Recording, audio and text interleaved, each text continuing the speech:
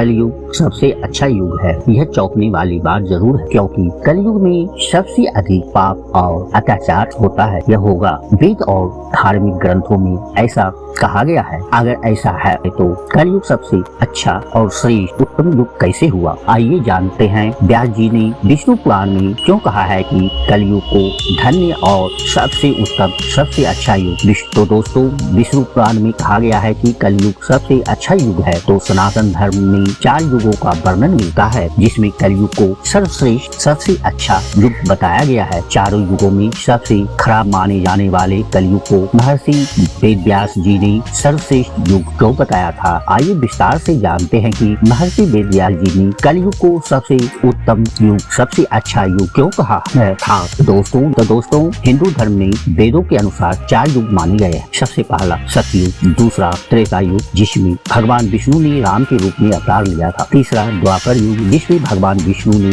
कृष्ण के रूप में अवतार लिया था, और चौथा और अंतिम युग है कलयुग, जो कि माना जाता है वर्तमान समय में चल रहा है। चारों युगों में कलयुग को सबसे छोटा माना गया है। मान्यताओं के अनुसार सबसे ज्यादा अधर्म, अन्याय, हिंसा और पाप कलयुग में ही होता है, लेकिन फिर भी चारों युगों में कलयुग को ही सबसे श्रेष्ठ क्यों माना गया है, इसके पीछे एक रोचक कथा है। आइए जानते हैं। तो दोस्तों नमस्कार, आपका टोटली धर्म यूट्यूब चैनल पर स्वागत व अभिनंदन है। दोस्तों वीडियो को पूरा अंत तक अवश्य देखिए, काफी रोचक और जानकारियाँ आपको मिलेगी। तो दोस्तों वीडियो में बने रहें। और वेदों में 4 युग की मान्यता है। माना जाता है कि सतयुग में स्वयं देवता किन्नर और गंधर्व पृथ्वी पर निवास करते थे। हमारे धर्म ग्रंथों में किन्नरों और गंधर्वों के बारे में विस्तार से बताया गया है। सतयुग के बाद आया त्रेता युग। इस युग में भगवान श्री राम ने जन्म लिया था और वह स्वयं भगवान श्री हरि विष्णु के अवतार थे। फिर द्वापर युग की शुरुआत हुई और इस युग में भगवान विष्णु ने भगवान श्री कृष्ण के रूप में जन्म लिया। द्वापर युग में भगवान श्री कृष्ण ने जिस तरह की लीलाएं रची, उनके बाद ही भगवान इन लीलाओं के जरिए मानव मात्र को कलयुग में जीवन यापन करने का पाठ पढ़ा रहे थे। तो दोस्तों वीडियो में बने रहें। कलयुग का कालखंड सबसे छोटा माना गया है और माना जाता है कि कलयुग में भगवान विष्णु का 10वां अवतार होगा, जिसका नाम होगा कलयुग। वर्तमान समय में कलयुग ही चल रहा है। विष्णु पुराण में कलयुग के वर्णन करते हुए कहा गया है कि विष्णु पुराण में कलयुग के संबंध में वर्णन करते हुए कहा गया है कि कलयुग में पाप इतना अधिक होगा कि सृष्टि का संतुलन ही बिगड़ जाएगा। कलयुग में कन्याएं 12 साल में ही गर्भवती होने लगेगी। तो दोस्तों मनुष्य की आयु औसतन मात्र 20 वर्ष रह जाएगी। लोग जीवन भर की कमाई एक घर बनाने में लगा देंगे। इन सब के बावजूद भी जब ऋषि से सभी देवताओं ने पूछा कि सभी युगों में कौन सबसे बढ़िया है, तो ऋषि ने वेदव्यास जी के कथनों का जिक्र करते हुए समझाया कि सबसे उत्तम युग है कलयुग। आइए जानने वेदव्यास जी ने विष्णु पुराण में क्यों कहा है कि कलयुग को सबसे अच्छा, सबसे उत्तम और सबसे धन्य। तो दोस्तों वीडियो में बने रहें। कलयुग, आइए जानते हैं व्यास जी के विष्णु पुराण में क्यों कहा है कि कलयुग को धन्य और सबसे उत्तम। तो दोस्तों श्री वेदव्यास जी ने वेदों का वाचन और भगवान गणपति ने उनके अनुग्रह पर उन वचनों को लिखित रूप में प्रस्तुत किया है। श्री वेदव्यास जी को ही वेदों का रचनाकार माना जाता है। वेदव्यास जी से जुड़ी एक पौराणिक कथा के अनुसार वेदव्यास जी ने सभी युगों में कलयुग को ही श्रेष्ठ युग, सबसे उत्तम युग, सबसे अच्छा युग कहा। यह बात थोड़ी सी चौंकने वाली बात जरूर है, क्योंकि कलयुग में तो सबसे अधिक पाप और अत्याचार अधर्म होता है और होगा। वेदों में और धर्म ग्रंथों में ऐसा कहा गया है कि अगर ऐसा है तो कलयुग सबसे श्रेष्ठ सबसे अच्छा युग कैसे हुआ। तो दोस्तों कलयुग से जुड़ी हुई कथा थोड़ा से जान लेते हैं। चलिए जानते हैं कलयुग से जुड़ी हुई कथा को। विष्णु पुराण के अनुसार एक बार ऋषियों की सभा में चर्चा हो रही थी कि कौन सा युग सर्वश्रेष्ठ है। कोई सतयुग को तो कोई त्रेता युग को तो कोई द्वापर युग की श्रेष्ठता बता रहे थे। सभा में किसी युग की श्रेष्ठता को लेकर एक मत नहीं बन पाई। अंत में तय हुआ कि इस समस्या का समाधान के लिए महर्षि वेदव्यास जी के पास चला जाए। जब सब ऋषि वहां वेदव्यास जी के पहुंचे तो उस समय महर्षि वेदव्यास जी गंगा में स्नान कर रहे थे।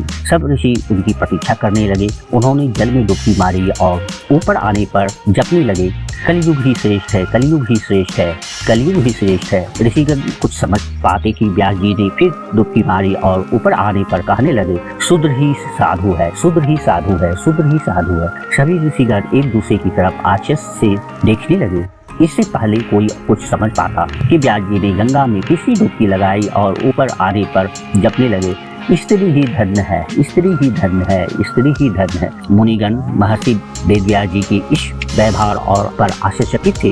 उन्हें समझ नहीं आ रहा था कि वह कौन सा मंत्र जप रहे हैं। तो दोस्तों वीडियो में बने रहें। स्नान कर वेदव्यास जी ने अपनी कुटिया पर आए और प्रतीक्षा में बैठे सभी ऋषि का स्वागत करते हुए पूछा, आज आप सब मेरे यहाँ मेरी कुटिया पर मेरे पास आना हुआ। ऋषि ने कहा, आपके पास एक समस्या के समाधान के लिए हम लोग आए हैं, लेकिन आप नहाते समय जो मंत्र जप रहे थे उसने तो हमें असमंजस में डाल दिया है। कृपया पहले इसका समाधान करें। व्यास जी ने कहा, इसमें को कुछ भी गोपनीय नहीं है। सतयुग में 10 वर्ष की कठोर जप तप से जो फल मिलता है वही फल त्रेता युग में मात्र 1 वर्ष में, द्वापर युग में मात्र 1 महीने में, जबकि कलयुग में मात्र भगवान के नाम जपने से ही प्राप्त हो जाती है। इसलिए कलयुग ही श्रेष्ठ है। ब्राह्मण को जो फल लंबे कठोर अनुशासन और पूजा पाठ से मिलता है वही पुण्य फल कलयुग में शूद्र अपनी सेवा भाव के बल पर अर्जित कर लेते हैं। इसलिए शूद्र ही साधु है। मन वचन कर्म से अपनी सेवा के जरिए अपने परिवार को समर्पित स्त्रियों का योगदान महान है। वे इससे भी पुण्य लाभ कमा लेती है, इसलिए वो धन्य है।